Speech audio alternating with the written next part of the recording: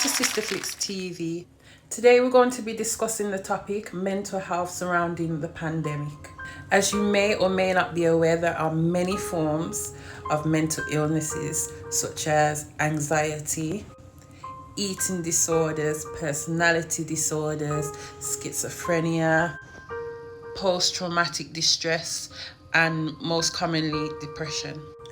And that's just to name a few. Now, what does mental health really mean to you? So, mental health. What is mental health? In my terms, mental health is basically have to deal with your emotional, psychological, social well-being. So, what that means is how you look at life in terms of how you things to make it affect you in a negative way. So, in terms of being to have a mental health, you need to have a positive mindset. So you need to relieve yourself from stress and worry so you can have a stable mind and able to also to live a longer life. So we all know that stress can lead to other situations such as depression, and when you go into depression you start think all type of crap, suicidal, all of that. So for your person, for mental, you have to have a strong mindset, and so you can also have a healthy mental capacity within yourself. So mental health is very crucial for persons who need to ensure you feed your body right, you treat your body right, and you think about positive things within yourself. So sometimes even though you think rough things that go through your life, you can't look at it in a negative light. You have to view the positive outcomes of things. So even if you have the things and it not go the way, you still have to pray the positive and you say yes, it can work. So as I said, in my terms, mental health is all about your social, psychological, and emotional well-being. So you have to ensure all those three lines is always on the positive side. Emotional, if you're in love, you have to make sure you keep on, do the right things. Them psychologically, you have to think the positiveness of outside of things, and social, you don't know, you have to get out there, have fun, live a good life, enjoy yourself. So that is my take on what mental health is, and hope you all like it. Goodbye. Mental health needs a lot more recognition than what it already has, and that people need to understand that mental health isn't just this person's got anger issues, and mental health is a very, very large umbrella term and has loads of categories underneath it, and it stems from something that may have happened in someone's past, or maybe a family member or friend, something could happen to them. And I feel like people who don't suffer with mental health issues, it's almost like their duty in a sense to understand mental health a bit better, so that if they have someone in their family or friend maybe who suffers with mental health issues, maybe if they knew a bit more knowledge about it, it would help that person in a way. So yeah. Welcome to Sister Flicks TV. I am here with my special friend Kendra. Yeah. Hey girl. So how you doing? I'm good. Okay, let me just check that this is still recording, because we've had some issues with Microsoft Teams, and I'm sorry, but Microsoft, you have let me down. So how have you been? Not too bad. Okay. For those of you that don't know me, my name is Kendra. I live in Toronto, Canada. So I'm way away I know. from my great Queen Empress friend, but I mean, we still keep in touch. That's true. So have you had any snowstorms yet? We had some snow last week, about 10 centimeters, but the weather is getting drastically cold. We're now at like the 20 below zeros and all that ridiculous stuff. I'm telling you. Okay, so we're gonna go straight into it. What has changed since COVID-19 in regard to government practices, the economy, and general living? I'm going to say the pandemic has affected everything across the board. Most government facilities, whether it's offices, passport offices, all of that stuff they're now basically remotely working from home. So these offices are closed to the public, and if you do go in, you basically have to make an appointment, and it's by appointment only. Most of these facilities, they're only taking 10 people at a time, which means long lineups outside in the cold. Like, it's affected everything. Currently, our shopping malls are closed because we're on a lockdown. Mm-hmm. Only basic services are open, like supermarkets and pharmacies, your gas stations. I mean, if you're not going to work, you're not supposed to be on the road. So it's affecting everybody. Cost of living, just everything. Because something else the government has implemented over here is if you work at one designated workplace, you can't work at another because you may cross-contaminate. Okay, I understand. Out of all that, all I've heard is July, no Lobster Fest. No. Last summer was not summer. I want to redo. I feel cheated. But, yeah. We're not allowed to have any festivals because we're not allowed to have any gatherings. So it's making life quite difficult. Yeah, I'm quite upset with that because I was really into the Lobster Fest with the lobster mascot and he's singing with his tail and he's swaying and I'm like, I'm ready. You're supposed to be here to enjoy that seafood. I'm telling you. Listen, the lobster has his own theme song. Like, I need to be on that wave. So, how has the pandemic impacted you personally? Well, I do work in the healthcare industry. So, unfortunately, even with the lockdown, I still get to go to work. Right. Not to mention, everything's closed down, so I have to balance being a mom, going to work, having no childcare because childcare facilities are closed. So personally, it's been quite stressful. Like that, and also the unknown. The mere fact of that you're going to work and not knowing whether or not this virus is going to be a part of your day, if you're going to go home and bring something home to your family, it's overwhelming. It's stressful. I understand. So, from your understanding, what causes depression?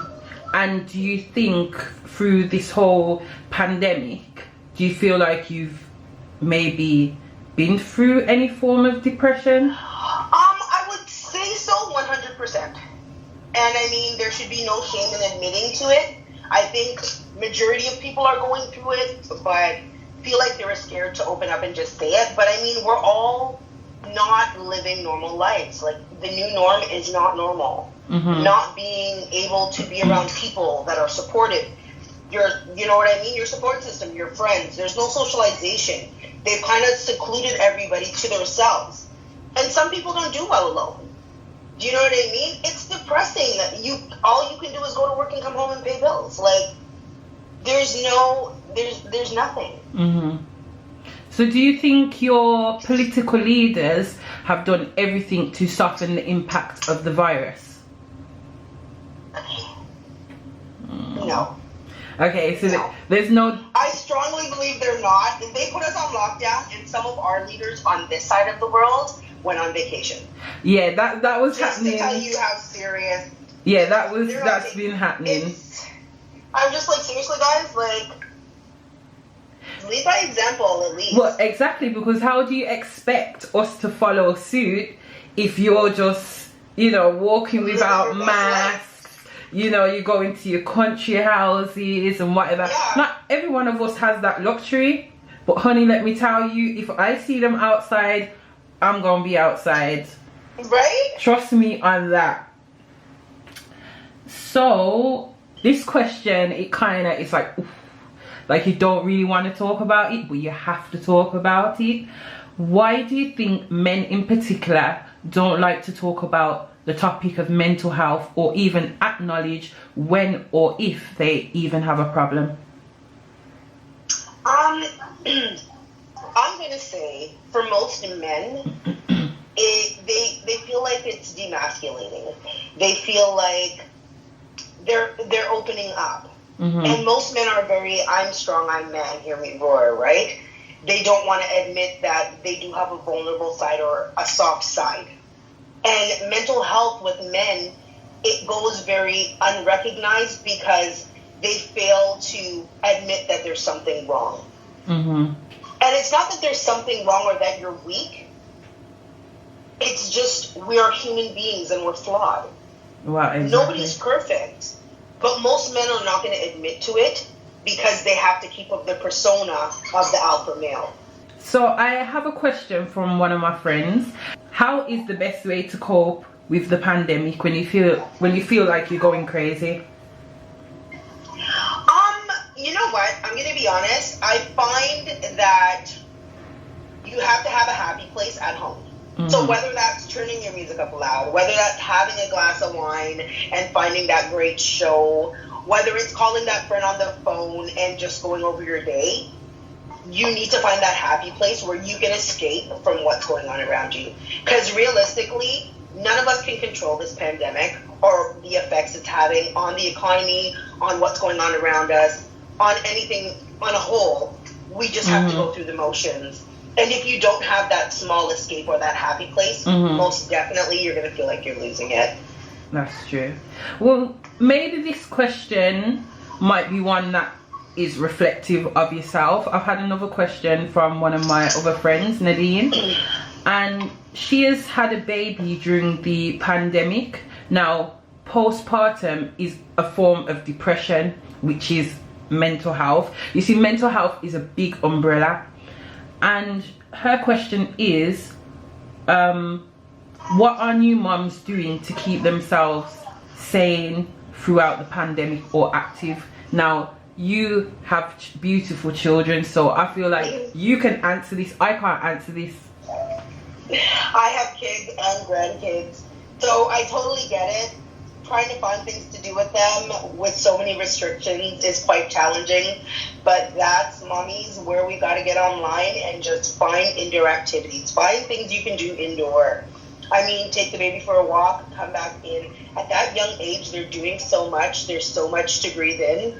It's unreal. But online has so many alternatives for like ideas of things you can do at home to try to keep it as normal as it's going to be for now, basically, for lack of better words, because unfortunately this may become the new norm. That's true. Okay, so in regard to the vaccine, what are your thoughts? Now, on the news in the UK, they've been crying out for the BAME community, black people in particular. They have been begging us to take the vaccine because we're like, bruh, that ain't happening. Now, me personally, I'm not anti-vaccine. However, I do need to see more results and I do need to see the effects because they don't have any data on like pregnancy or anything like that. So any long-term effects? Yeah, any long-term effects. No, so if you know, in the future, if you do want to, you know, have a family, how's that working out for you? It's going to affect me, but okay. So realistically, I'm not anti-vaccine either, but I'm also not gung-ho to have the vaccine just because there's so much unknown and so many unanswered questions. And just, I mean, you hit the nail right on the head because we have no long-term information on if there will be side effects long-term for taking this vaccine. And it was created so quickly, I'm sure there are going to be hiccups. Now, part of the problem we're having on this side of the world is they don't even have enough vaccines in Canada to administer to the healthcare industry in which they plan on vaccinating first because they deal with the most vulnerable and people with the lowest immune systems. So they're trying to get it out to the long-term care facilities, the workers and the people that live there. They don't have enough vaccines to keep up. Because the vaccines, most of them are given in two parts. Right. So you receive your first dose, and then 21 days later, you receive your second. So there have been recording numbers that they've given, say, 6 million vaccines, when in all actuality, it was only 3 million, because they recorded the first and the second dose separately when it should have been combined as one. because even though they're 21 days apart, it's still considered one vaccination. But this is what we're finding out as well, because they're saying basically that you need to have 2 doses in the space of 4 weeks, but there's not enough second doses. So why are you still rolling out the first dose? Well, this is it. Like, I don't understand. Now, I know my maths ain't the best, but come on.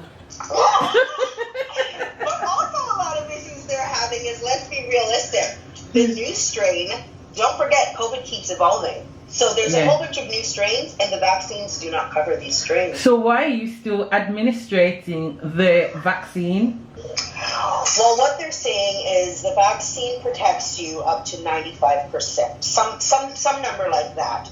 So what they're saying is, if majority of the population have taken this vaccination and everybody's protected 95%, that leaves a lot less of the pandemic floating around and a lot less people contracting the pandemic.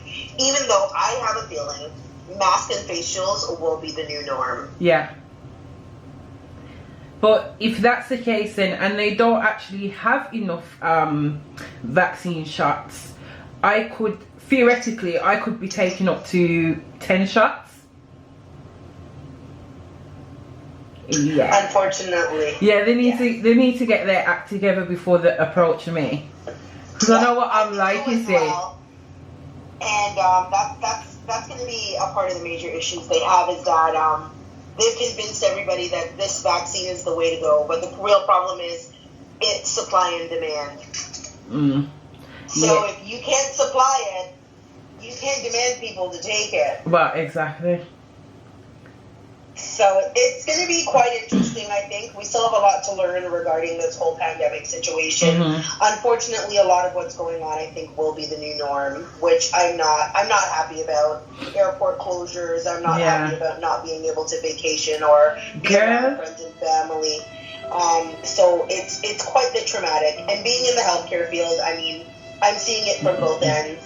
And it's quite frightening when you're surrounded by people that have either had COVID or passed from COVID or have contracted and are going through the motions. I mean, some people think it's a conspiracy theory, but when you actually see people with the virus or people that are passing or have passed from it, it's a whole other ball game. So, I mean, we can all draw whatever assumptions we want, but unfortunately, the reality is it impacts us all. So, I have one more question for you. So, in the UK, schools, colleges, and universities have completely closed.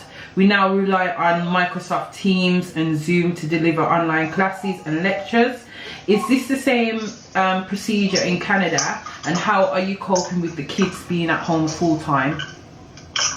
Well, we initially, when we closed down, we weren't even having online classes. Okay. So for 6 months, the kids had absolutely no education. Then they reopened the schools and the kids went back to school. Since Christmas break, none of the children have gone back to school. So we're doing the same thing by relying on Teams and Zoom and Google Classroom or whatever it is. But I mean, my question, even regarding this whole educational piece, is recess going to be a thing of the past? Is kids being able to socialize and getting that social acceptance going to be a thing of the past? What is this going to look like for our children's future? And that's what I'm scared of. Yeah. When a kid doesn't know what recess is or what a schoolyard looks like. It's frightening, but we're going through the same thing on this side. So the challenge is real, and having the kids at home and trying to juggle the kids and school, a lot of parents have had to take leave of absences from work. They're depending on other parents to homeschool their children while they attend work because the bills still have to be paid. That's true. Sad truth. Well, thank you for being a part of this segment. You know, I always love you and I always appreciate you. Right? So thank you so much. No problem, ladies and gents. I hope I was of assistance. I hope I answered a few questions for you guys. Let's give a round of applause for Kendra. Yay! So English asked me to go ahead and tell you guys what I feel about mental health issues. Now, when I think about mental health, it makes me a bit sad because I can't imagine being not in control of what's going on up here, your mental health. And it's very unfortunate that there's people in this world that has to go through this on a daily basis. And you have fortunate people like myself, although most people call me sick and not good, crazy. What does mental health mean to me? Well, mental health and physical health, they should coexist. They should not be treated separately or differently. Mental health affects the way we act and the way we think. It should be taken more seriously. Mental health is very common. It shouldn't be a secret, it shouldn't be hidden. I'm sure everyone, at least once in their life, will go through a rough patch and have mental health issues, whether that be depression, stress from work or from personal issues. It shouldn't be a secret that people will try to cover up. NHS is more than just general health. Mental health should be a big part of that as well, should be more recognised. Mental health is treated in many different ways. Some take the medication route and some take the holistic route. Smells, aromatherapy, candles, yoga, going for massages maybe. There's so many ways to treat it, but not every way treats it. Sometimes mental health is lifelong. Moments in your life where it's just more prominent than other days. It's not like when you twist your ankle and it will be gone in a few days, the pain will be gone. Sometimes that pain stays there for a long time. And so mental health is about personal management. Even if it's something that you have for a long time, how can you make yourself feel better to make sure you're not affecting those around you? Family members, kids, grandparents, your parents. The mental health is also a lesson. Not just to yourself, but to those around you.